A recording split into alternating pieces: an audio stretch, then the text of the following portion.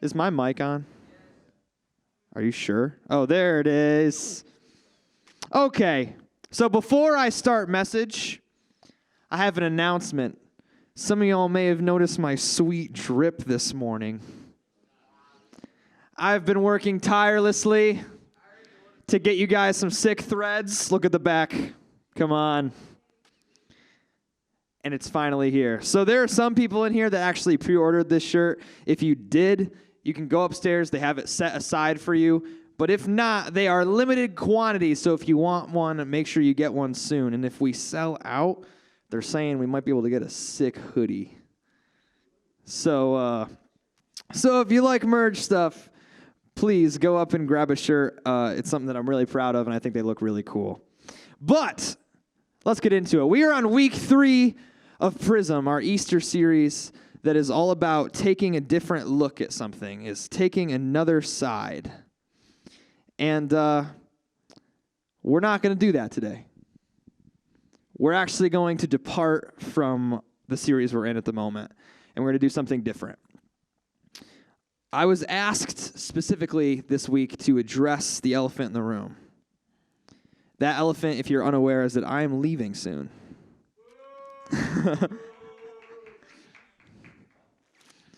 I want to talk about this because it brings up a lot of things in faith that I feel very deeply about. But this is, I don't know, man, this is weird. Oh, I hate that I'm talking about this. There are some of you in this room that I actually feel like I haven't even seen before, so this might be weird for you. But I know a lot of people in this room, it's a huge deal that I'm peacing out soon. And it's a big deal to me, too. So when I was a student, when I was your age, I actually went through several leadership changes, a lot. Actually, in a message that I gave before, I said the number was 3, but I went through and actually counted last night, and it was 7. It was a lot. 7 leadership changes, and they were all catastrophic. See, and there were so many because basically for a time, it wasn't even a paid position. It was actually volunteers. And so you'd have this one person that gave their all to the ministry, and they'd come in until they were spent, and then they'd leave. But there was one leader in particular who seemed to disappear without a trace, and it was my first leader. It was the leader that actually baptized me. And this was a guy that I looked up to greatly, and there was one day where I came into church and he wasn't there. And asking around, we had no idea what happened. It's like he just fell off the face of the earth, and that hurt. I had best friends who had grew up in this church with me, who had grown their faith with me, and because he left without a trace, their faith just fell flat, and they stopped coming to church entirely. And then there was a guy who put his heart aside, and he said, I'll step up, I'll do it. But the work was so much, and it eventually made the same thing happen to him. He just disappeared. He stepped down without a trace. I say this because if you've connected with me in any way, I want you to be clear that I'm aware of how this may feel to you. For me, those leaders were far more than just people at church. They were the only adults that I trusted. They were the people that made me want to be better. They were the people I wanted to be like. They were my inspirations and a huge part of who I am today. And I want to be clear with you is that they left without a trace, without so much as a goodbye. That is not what's happening here. Straight up. It's not the plan. That's why I'm talking about it right now. I also want to be clear that this is not my last week. I've got a little while left. I'm not disappearing without a trace. I'm certainly not leaving forever. And I'm doing the exact thing that I hope you all eventually do one day, and that is I'm following the path that God has laid out for me. See, I knew when I got this job that it wasn't going to be a permanent one, that it would just be a stepping stone. I've said before in a message where I told my testimony that this job is a calling for me, but I'm going to pursue the calling. Now, when I preach, you guys probably have picked up on this. When I preach, I have a tendency to to focus on this thing called individualism. You guys know what that means? I heard one yes, and I saw like 15 people do this. So individualism is the idea of the individual. You. You separate from everything else. You, Sam. The idea that your faith needs to be yours. It can't rely on someone else. This is something that I preach about most weeks, even if it has nothing to do with that as the main point. See, because when I was in the same seats that you're in right now, I had to learn a very important lesson in one of the hardest ways you can learn it. In our lives, we will have people that walk in, and they will show us this love, this kindness, this acceptance that is unprecedented. There's a quote that I love by a guy named Alan W. Watts, and he said this. He said, "We know that from time to time, there arise among human beings people who seem to exude love as naturally as the sun gives out heat." These people can be strangers, friends, family. And in my life, I refer to those people as my heroes, my leaders, the people that I grew up with. They're a huge part of who I am because they showed me who Jesus actually wanted us to be. And I hope, against all hope, that I was able to be that in some of your lives. But whether I was or not, we can't put our faith in people. Let them teach, let them guide, but your faith cannot belong to your pastor. Your faith cannot belong to Pastor Joe or Pastor John or Jordan or Marisa and not me. Because when things like this happen, when people leave and you put your faith in people, so does your faith. Your faith goes with them.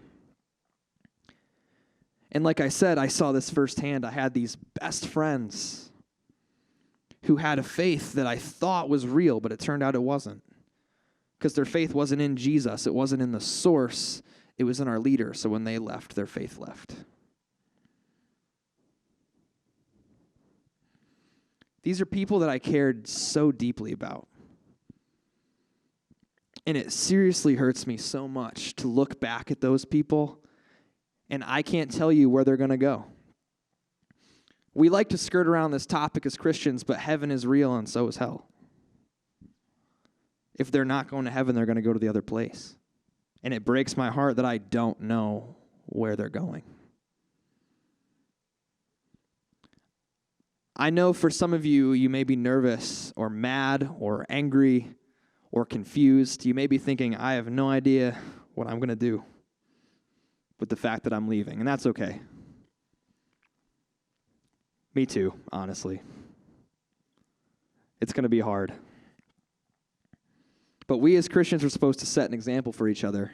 It's actually the biggest part of my job is to show you guys what it looks like to live a godly life and hopefully mess up as little as possible. See, when God calls you out of a place of comfort, it's so often that we don't want to leave. I love it here. This building, much more than just Merge, is my home. I grew up in this place. My faith was built in this place. In the last 2 years, this place has become a part of me. This is home. And I could easily stay here because it's safe, but that's not what God wanted. There are 2 or 3 in you in this room that I know for sure are angry that I'm leaving, and I'm sorry. I'm sorry. But it would be far more catastrophic if I didn't leave, I promise. When you go against God's plan, bad things happen. And I want to talk about Jesus for a minute. So, this is a question, this is something that I actually didn't know until much later in my faith walk than you'd believe. But when Jesus came to the planet, of course, he died on the cross. He was resurrected 3 days later.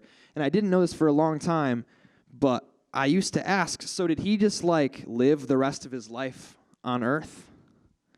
No. There was this thing called the ascension, and it was where he was called back up to heaven. Basically, after a little while living on earth, hanging with the disciples, doing his Jesus thing, right? God is like, all right, you did your thing. It's time for Jesus to come back up to heaven, and Jesus says to the disciples, hey, all the things I'm teaching you, run with it. Bye. And in this moment, his disciples were confused. There were so many questions that they had. One of the disciples asked something along the lines of, what do we do without you? Who will show us the way? Who will show us where to go and what to do? And Jesus responded, and he goes, I've already taught you all that. And please do not misunderstand, I'm not comparing myself to Jesus. But there are a lot of you who look at me and you think, oh man, I don't know what I'm going to do when he's gone. You already know. I've given you the tools, and the person who's going to take my place is going to give you more tools. I can't tell you. We know who it is, but I'm not allowed to tell you. You'll know soon. Your dad won't tell you either. I don't know. I don't know when you'll know. But when I'm allowed to tell you, I will tell you, I promise, Sam. I will call you personally, okay? And I imagine that some of those disciples were mad, they were angry, they were disappointed, and they were kind of in this place where they almost felt betrayed, right?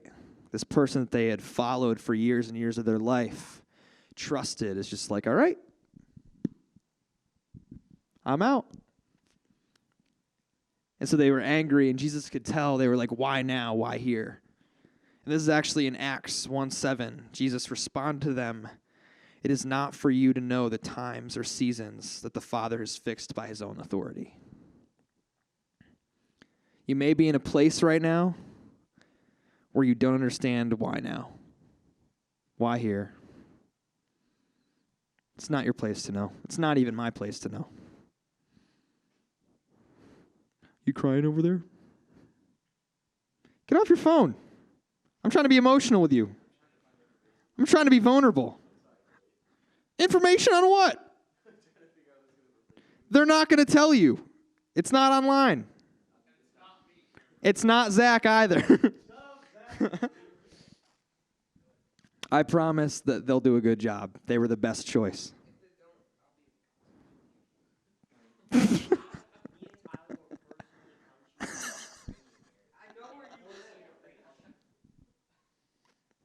I'm going to miss you guys. Thank you.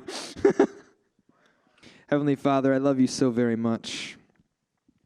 As I go on to this next stage of my life, I pray that you would keep me in your hands, but on so much deeper of a level, I pray that you would keep these students in your hands. There are a couple of them in here that I know are hurting with this, and that breaks my heart. But God, I hope that you can show them that there is so much more to you, so much more to everything than just what I have to say about it, what I have to introduce with it. So God, as we go into this last song, I pray that we could just live in the moment and be happy with where we are and enjoy you, God. We love you so very much. It is in your name I pray. Amen.